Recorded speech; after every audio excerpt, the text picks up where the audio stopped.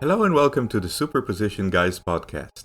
My name is Yuval, and my guest today is Michael Biercuk, CEO and founder of Q-Ctrl, a company that makes infrastructure softer towards making quantum technology useful. Michael and I talk about quantum control, a discipline that helps stabilize unstable systems, its applications to quantum computers and quantum sensors, Q-Control's educational software, and much more. We hope you enjoyed this episode. Hello, Michael, and thank you for joining me today. It's a pleasure to be here. Thank you. So, who are you and what do you do? My name is Mike Biercuk. I'm the CEO and founder of a company called Q-Ctrl. And I'm also a professor of quantum physics and quantum technology at the University of Sydney, where I run a lab that's focused on trapped ion quantum computing. And what does Q-Control do? Q-Ctrl is a company that builds infrastructure software with the objective of making quantum technology useful. We focus on this real problem that's endemic to all quantum computers and other quantum technologies, the instability in the hardware, error. We provide software that suppresses error so users can get better performance out of quantum computing hardware. And given that you run a trapped ion lab, does the software work on other types of computers or just trapped ions? It's a great question. Everything we build is completely agnostic of the underlying hardware. That is, it doesn't care ultimately if you're using trapped ion qubits or neutral atoms or superconducting qubits. We've done demonstrations and validations of up to about 9,000 times performance enhancement in real algorithms on a variety of machines, including machines from, say, IBM that are made from superconducting circuits. How does it work? We focus on a discipline called quantum control. Quantum control is the analog of a field called classical control engineering. That makes everything work. It makes airplanes fly, it makes walking robots. It helps to stabilize what are otherwise unstable systems. Like imagine my favorite example is a company called Boston Dynamics who make bipedal robots. I think a lot of people have seen these videos of the robots that dance and you can hit them with a hockey stick and they stay upright. Well, they're stabilized using insights from a field called control theory. We do something similar in the quantum domain. This is the area I really specialized in as an academic before I founded Q-Control. We look to stabilize dynamically unstable systems using techniques from robust control and what's called deterministic error suppression. So these are strategies that can allow you to implement quantum logic operations or even quantum circuits with a lower likelihood of error, just using these concepts of quantum control. And it's all driven by AI agents that we build. So, let's start from a relatively low level error. Say you want to optimize the fidelity of a 2-qubit gate. Mm-hmm. Is that a one time thing? Is that a periodic thing? Is that an ongoing operation? It's a very interesting question. So let me get down into the weeds a little bit here. When we're talking about implementing a two-qubit gate, you're always ultimately implementing some kind of light matter interaction. This is generally, a pulse of laser beam or a pulse of microwave radiation that induces the coupling between two qubits. Now, in general, the shape of that pulse will be something simple, like on and off, right? You turn it on with some slow ramp and you turn it off after some prescribed time period that gives you the interaction you want. It turns out you can be more clever than that. You can shape that waveform. Generally, the amplitude of the microwaves and the phase of the microwaves, or I and Q if you like that kind of language. And if you define the envelope correctly, you can implement the same operation with lower likelihood of error. Now, your question touches on an important point. Is this static? Do you just do it once and set it and forget it, as the Americans in the audience may remember from Ron Popeil? In general, you can create what are called robust solutions, which live much, much longer than a standard just tune it up and calibrate it to the appropriate duration approach. So we've shown that we could make gates defined or found, if you will, by AI agents that even after 25 days were still better than that day's best calibrated gate. And it's because the AI agents that do the tune-up actually find bits of physics that humans don't necessarily have insight into, right? So there are nonlinearities and cross couplings and little things that the AI agents find via their training process that humans may not know. But in general, we still say that even if the window of viable calibration can be extended so much, on a roughly daily basis in our workflow, the AI agents will retune all the 1 and 2 qubit gates to give the best possible performance, because the systems do drift over time. These commercial cloud quantum computers, if you run them on a Monday, won't behave the same on Tuesday or Wednesday. That drift is something that we account for just with our re-optimization schedule. So does that displace the control signals that the vendors put? So if I were building a neutral atom computer and I'm using Rydberg blockade to generate my 2 qubit gates, when would you come in to the picture? Is that after a computer is roughly working, or is that earlier on? Yeah, it's a great question. We provide products that really serve the needs of different users. So one kind of user is the researcher. So a team that's building hardware for the first time or building a totally new hardware system. For them, we provide solutions that they can use well before their system is online to actually design the right control solutions. If they want to find what is the appropriate design for a Rydberg entangling operation across a large array of neutral atoms, we have tools. One tool called Boulder Opal that are appropriate for that task, right? The researchy tasks, the deep down nitty gritty details driven by the users themselves. But this idea of replacing the gates, that is just one step in a whole workflow we offer in a brand new tool called FireOpal, which is targeted at end users. So those are people who want to use quantum computers, algorithm designers, developers, and the like. Now, for them, they're not interested in the how or why; they just want it to work. And so, gate replacement is one step in a roughly 7-step flow that we implement. We do replace the what you could call the machine language definition for all the 1 and 2 qubit gates on the machine. And when we execute an algorithm via our tool, we call from a lookup table of the new gates. But that's, as I mentioned, just one step. We also correct errors at the circuit level. We have some fancy compilers that consume information about the backend, that is the hardware system, to understand which qubits have the best performance and which have the worst to avoid the bad ones, and a few other steps. And in aggregate, we've assembled all of these capabilities such that on a single pass of the workflow, a user gets the best performance, but doesn't have to do anything. They don't have to configure anything. There are no settings. There isn't even an option to choose from. It's just fireopal.execute, and you tell us which backend and which circuit, and that's more or less it. So we focused on providing solutions that are tailored to the needs of very different classes of users, those who really want to be hands-on turning the knobs, and those who simply want the machines to work better. Let me make sure I understand. You mentioned gate replacement. So my circuit has a C0 gate. What are you going to replace it with? Well, that CNOT gate is almost never native. For instance, on the IBM systems, you have a cross resonance interaction. That's the physical interaction that gives you a RX pi over 2 kind of, or ZX pi over 2 kind of interaction. So there's some net interaction. If you combine that net interaction with single qubit unitaries, that gives you the equivalent of a CNOT. But each of those decomposed operations is ultimately some shaped microwave signal. And we redefine the shapes of all of those microwave signals using AI agents. So it takes only about 6 minutes. As I mentioned earlier, we do this roughly once a day on a calibration schedule, but completely autonomously with no human intervention. These AI agents will find new definitions for those shaped waveforms that give you the same net mathematical operation, like a pi over 2 pulse or whatever it is, and do so with lower likelihood of error. So again, that's just one step in the flow. It's only one place where errors can creep in. And our tool set covers errors that emerge not only at the gate level, like we're describing right now, but also at the circuit level, et cetera. It used to be said that don't buy a car that was manufactured on Friday afternoon when everyone just wants to go home.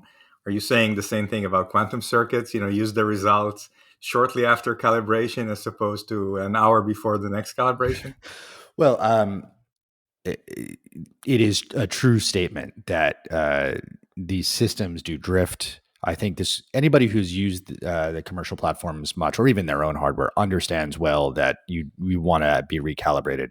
Um, we have focused on ensuring that there's a calibration window where things never get too bad, in air quotes. But generally we find that the platforms now tend to be quite stable. I will even give credit to some of these orgs for responding to some of the demonstrations we've done when we've published results about drift in the IBM system. The IBM team responded by changing their calibration schedule to keep the machine in a tighter spec range. So the platforms deserve a lot of credit for the hard work that they do in making sure these machines perform well, and then Q-Control via our tools just make sure that they perform at their peak all the time. If you reach an optimal pulse for a single qubit or two qubit gates, how different is it across the same machine for other qubit or other two qubit gates? And how different is between machines of the same manufacturer? They tend to look very, very different. The reason for this in general is that across the chip, across various architectures, you find that there are all sorts of weird classical things, classical idiosyncrasies, if you will, that in aggregate give you a different Hamiltonian at the device level. So what could this be? This could be the transmission characteristics through the dilution refrigerator to the device. The cross-chip packaging can have microwave resonances. You can have some nonlinearity in a particular circuit element. You can have some unexpected cross-coupling between a pair of qubits that's different than some other pair of qubits. All of those are related to device manufacturing, and all of them give you, frankly, very widely disparate performance levels across a device. We published some work in Phys Applied a couple of years ago, where we showed that even on the very modestly sized machines from IBM, 5 and 7 qubit machines, that you would have enormous performance variations just in the single qubit gates, right? From 10 to the minus 4 all the way up to 2 or 3% errors, and that comes from, in many cases, the chip itself, that is the circuit that's quantum, but also from all the classical things around it. Now, as a result, when we deploy AI agents or any kind of control that's designed to give you better performance, the solutions tend to differ a fair bit. In many cases, they're not human interpretable, right? If we use, for instance, deep reinforcement learning to, in runtime, design a new 2-qubit gate, which we did and we published in PRX Quantum in 2021, that doesn't give you insight into what's going on. It's just some funky waveform, and that funky waveform that's the result of a 20-dimensional optimization turns out to saturate the T1 limit in the device in terms of how well the gate performs. Now, what you get on qubit pair 1, 2, it looks nothing like qubit pair 5, 6. So there's very little you can glean from those waveforms. That's actually why we focus so much on using AI to drive these processes, right? It is obviously we do reduce the parameter space using physics inside. It's not just free reign, do anything you like. However, using AI agents is, in our view, the most efficient way to do this. They're effectively free and they can be parallelized easily. Today, some of the transpilers choose the particular qubits, for instance, based on connectivity. They could decide to minimize the swap and so on. Does the information measured by your tool also or could also feed into these decisions? Or alternative, do you have a replacement tool that you make that makes better decisions? Both. So in our workflow, we do have our own compiler and transpiler. I would not say the compiler, that the front end compiler is where we have the most innovation. We borrow insights that are widely used in the community. We've made one that focuses on stability. Some of the compilers and transpilers out there can be quite stochastic. You run the same thing 4 or 5 times and you get widely different outcomes. But really, the interesting stuff happens at the next step where we consume information about the back end. That is, what are the T1s and T2s and the error rates as measured by the hardware provider in order to do this circuit routing. So, your transpiler will be aware of the compiler, of the connectivity, but there's more that you could consume. You could understand, are qubits 1 and 9 quite noisy, and should you therefore avoid them? Are qubits 4 and 6 subject to very substantial readout errors? So that goes into our selection or layout tool. We consume information from the backend, as I said, but we also execute test circuits, and those test circuits give us additional information about key noise and error sources that we find tend to dominate circuit level performance. Those also go into our circuit layout tool in order to ensure that we are delivering near the peak of what the machine can provide. Is there an opportunity to use the tool to create faster gates? Yes, so we did this before. We published this in PRX Quantum. We showed in that case using deep reinforcement learning, but we actually have like about nine different optimizers that are available. We use deep reinforcement learning to come up with new gates that were 3 times faster than the default drag pulses, but also didn't suffer increased leakage error. So again, very funny looking waveforms that don't have any easy human interpretation, but they were able to give gates that were much faster. It's just the question for an individual user as they define these things is, what is the best path forward? Is it by reducing gate time, or is it by simply saturating T1 and canceling some coherent error processes? Both are feasible. We tend to focus on not messing with the gate durations, because circuit timing is a very important part of how you make a circuit perform well. And so we leave the times generally fixed. One last question on pulses before we move to another topic. Sure. Would control system theory be also applicable to annealing schedules, to shuttling atoms around if you need to move them and so on? Or are they limited at the moment to gates and qubits? Another fantastic question. These kinds of optimization problems, and then the classical optimizers that we deploy, the closed loop optimizers, they can actually be used for a very, very wide range of problems.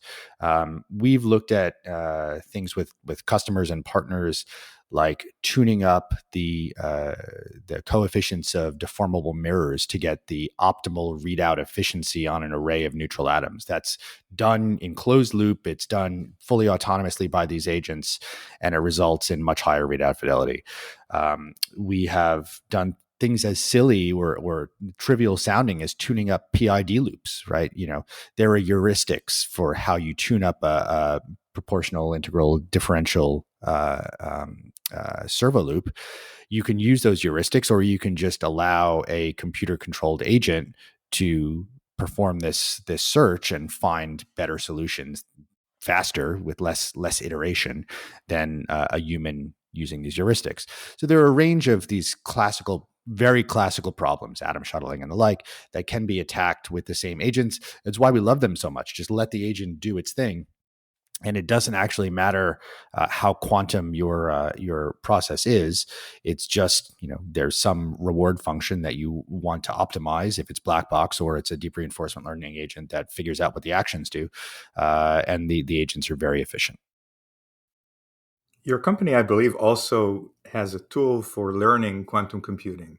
How did that come about? And is that just community service, or is there a business rationale behind it?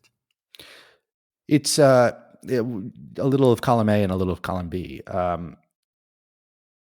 Obviously, if you look across the ecosystem, many companies have put out various kinds of educational material because there are lots of people out there who are interested in learning quantum computing. Now, we discovered that there were many, many inbounds to our company, to Q-Ctrl, who had heard about us and were interested in what we did, but on any discussion, it became apparent that they were simply not ready to use our professional tools. They were far too new, and they just had brand awareness. Now, we're very grateful for the brand awareness, but we didn't want to either, one, push them away, or two, start doing consulting, right? We are not application consultants. We are not in the business of helping an organization understand how quantum computing is relevant to them. There are fantastic companies that do that, but it's not us. And so we thought about what we could do based on some of the things we had built. And there was a little bit of happenstance. We had a product in the market that was not successful. early on, and that product was looking to provide a very visual interface for quantum control solutions, right? Like performing hard quantum control optimizations with a very visual interface. And we learned through our user feedback that people were very excited about learning from it, but weren't so excited about doing with it. That is, solving their hard problems. So we separated those two things.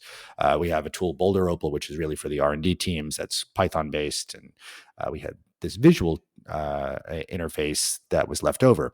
Now, what we decided to do as we continue to engage with the market was convert that into an educational tool.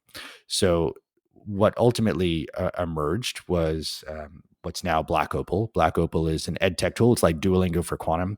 It has over 350 individual lessons, and it really is designed to put everything in one place. Because one of the bits of feedback we had from the community and even from our own team members, newcomers to quantum who were from the business side, for instance, was that they had to look in 20 different places to find the information that they were seeking in order to get going in quantum computing. There are some great YouTube videos. There's a Qiskit textbook, which is fantastic for more advanced things. Here and there are bits of information, Quantum Country from Michael Nielsen, but they wanted one place that had it all. And we wanted to deliver it in a different way. We wanted to deliver it with interactivity and visualizations and 3D JavaScript and things. So Black Opal is that. It gives you everything you need to go from zero to actually programming real quantum computers. And it's extraordinarily visual. It's very beautiful. Lots of interactivity. There are interactive block spheres. There are interactive circuits. You can visualize the effect of circuits using circle notation that we teach you.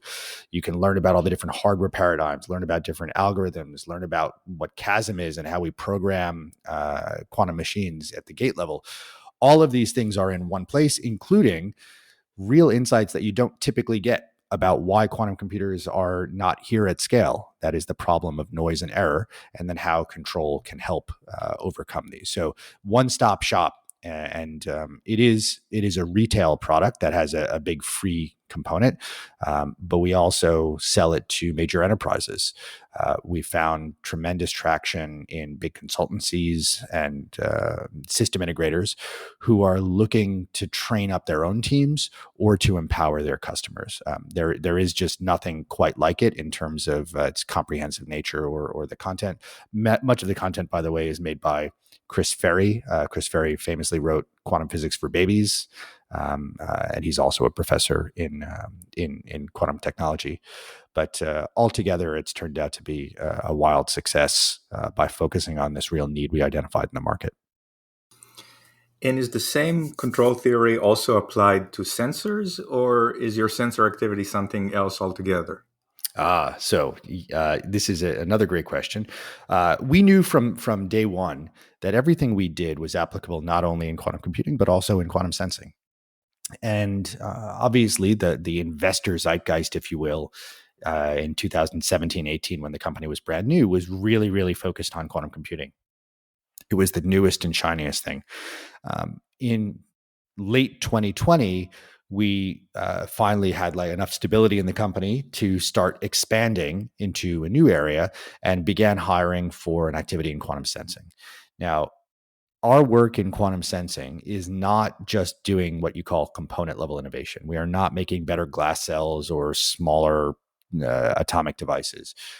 We do some of that, but our innovation is at the software level. So we look at how these control theoretic concepts deployed as software can augment the performance of quantum sensors, because quantum sensors are limited by physical processes that are almost identical to what limits to those that limit quantum computers. When you take a quantum sensor out of a beautiful, pristine laboratory environment into the field, you lose typically about 1,000x in performance. That is in sensitivity or stability or whichever metric you prefer. That's because of background clutter. There's all sorts of stuff in the environment that interferes, like magnetic field fluctuations. But also it's because of something called platform noise. When you take, say, an atom interferometer and you put it on a boat, the engine vibration causes a new source of error. It causes sigma X and sigma Z type errors associated with laser amplitude and frequency fluctuations. Those can be combated using control theoretic concepts. So we focus on deploying robust control, that is making the devices more resilient against error in software, but also developing totally new protocols that are unlocked by leveraging robust control. There are a lot of things that people have tried over the years that have never really worked because the errors in the individual constituents, the individual components of, say, a sequence of operations and of light matter interaction are just so bad that they overwhelm what you see. And when you combine these concepts with robust control, you can really do new things. So we've accomplished some extraordinary things that we will reveal next year. But one thing that I will note is we decided to build our own quantum sensors. This is because there is not a platform that is the quantum sensing equivalent of IBM Quantum or Amazon Bracket.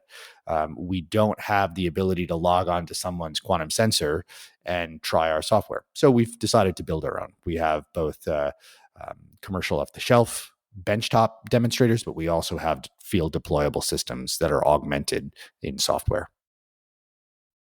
As we get close to the end of our conversation, you mentioned investors. So I'm curious, how large is the company? How is it funded? Well, what are your plans for the coming year?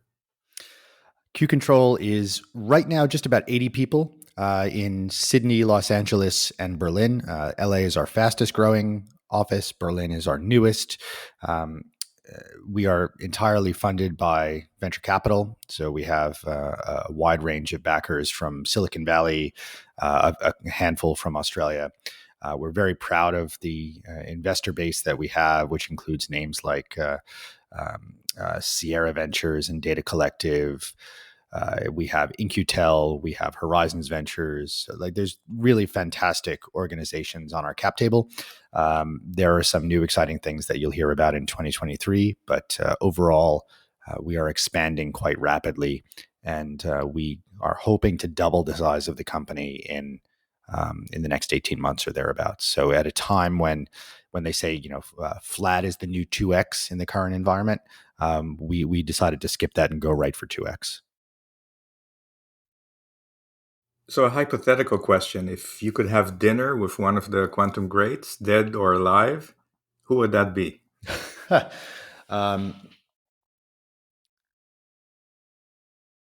I think, I would love, it's almost quantum. How about this? I would love to have dinner with Marie Curie.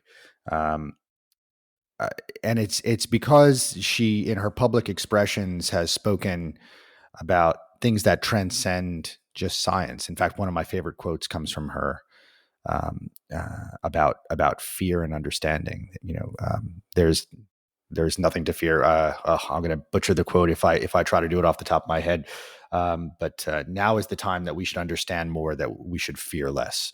I think that kind of mind that crosses scientific and the social is something very profound, and I would love to interact with her if I had the opportunity. How can people get in touch with you, and what kind of people are you interested in hearing from? Well, you can always find us at qcontrol.com, q-ctrl.com. You can find me on Twitter at MJ Biercuk, Biercuk. Well, at least you can for now. We'll find out if that lasts. I'm also on Mastodon, for what it's worth, and LinkedIn. We're interested in hearing from people who are end users of quantum computers, are teams that build quantum computers and really want to do as much as possible with the machinery without worrying about what's happening, in air quotes, under the hood. We want to make quantum technology useful with our technology. Anybody who is interested in getting into the field as well, we are hiring like mad. As I mentioned, we will double the company in the next 18 months or thereabouts. So if you have a background in software engineering, if you have a background in quantum control, we operate the world's largest team of experts in quantum control. There is nowhere like it on the planet. That is the core, if you will, the technical core of everything we do, and we love for people to bring their skills to join us. But we also are growing in business development and government relations and people management and all the things that make a startup into a great, successful company. So we're always interested to hear from the community of anybody who wants to be part of this extraordinary journey. Michael, thank you so much for joining me today. Thank you, Yuval.